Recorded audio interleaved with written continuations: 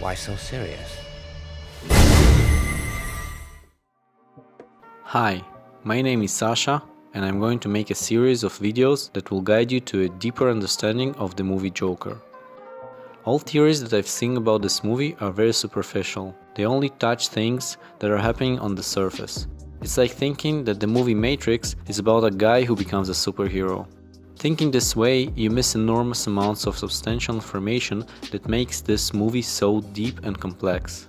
Same thing with the movie Joker. There's a lot of significant information that's hidden in plain sight, that when you'll notice and process it, the movie will become so much deeper and more complex than it seemed at first. First, I want to address a common theory about this movie, which is everything is happening inside Arthur's head. You can say about any movie that things are happening in some character's head and just leave things there. What you will miss while thinking this way is the fact that even if things do happen in someone's head, there's a good reason for that. For example, when a person that always says mean stuff says something good, you will feel that he's being cynical even though the sentence itself is good. This feeling is happening in your head, but there's a reason for that. In this case, it's the fact that you've come to accept this person as mean and unpleasant. So when a sentence sounds mean and unpleasant while it's not, it shows your predisposition. In the same manner, when things are happening in Arthur's head, there's a reason for that. If you understand this reason, you'll see that the stuff that seemed unimportant because it's unreal becomes a turning point in your understanding of the movie. One of the things you'll understand while watching Joker is that the movie isn't shown through an objective lens. It shows the world as subjectively as Arthur sees it. It's a reflection of the world in Arthur's mind.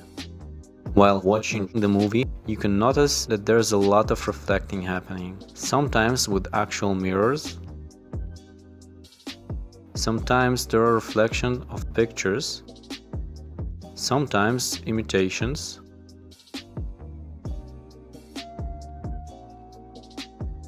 Well, you get my point. Reflecting is an important theme in this movie. If you rewatch the movie while bearing this in mind, you'll be able to notice new things.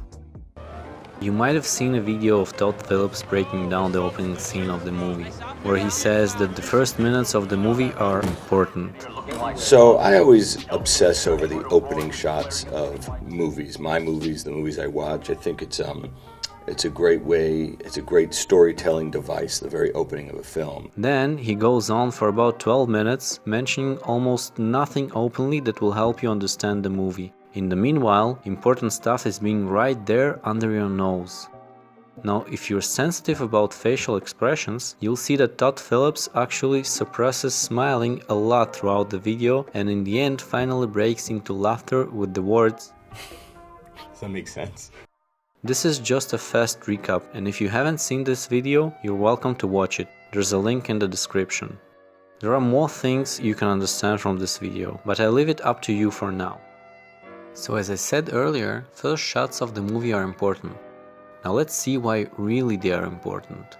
Let's look at Gotham Square, as Todd Phillips calls it. At first glance, you won't see anything special. But when you create an imaginary symmetry line in the middle of the road, you can see how reflections work in this movie, how things are being distorted by Arthur's mind. You can see that some things stay almost at the same location, like everything must go sign. Some signs become two signs, like the hotel sign. One sign keeps general shape, and the other keeps the design.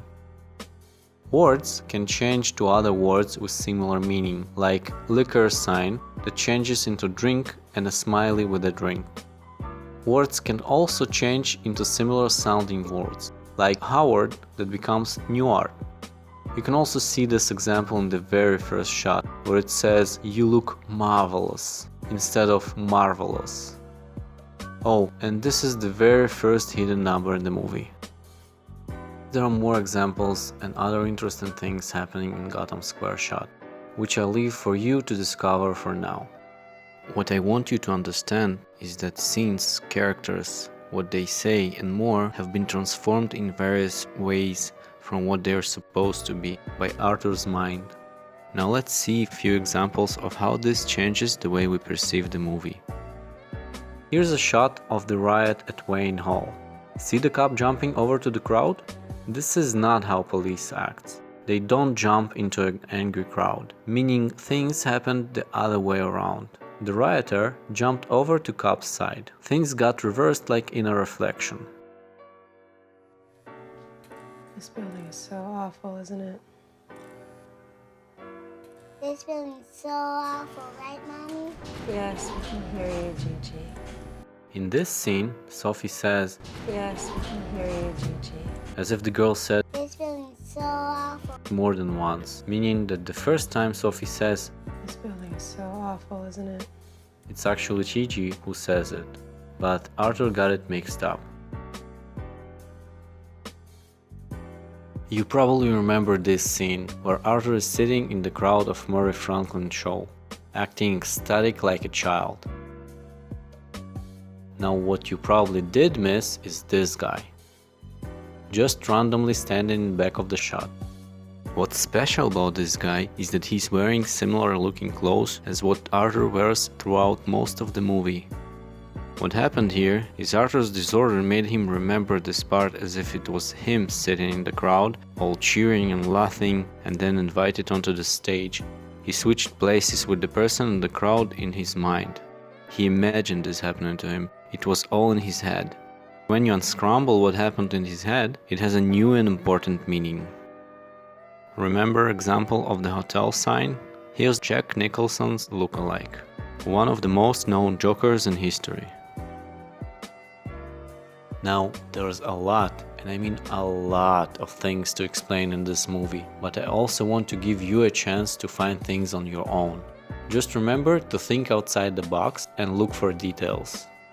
In my next video of the series, I want to talk about Penny Fleck, Arthur's mother. It seems that people are missing some crucial details about her that will change how you perceive her character in the movie. If you want to see more, don't forget to subscribe and share this video with people who would also want to know what really happened in the movie. You're welcome to leave a comment below and I'll touch the most prominent topics in my next video. Good luck in discovering more things about this movie. Let's put a smile on that face.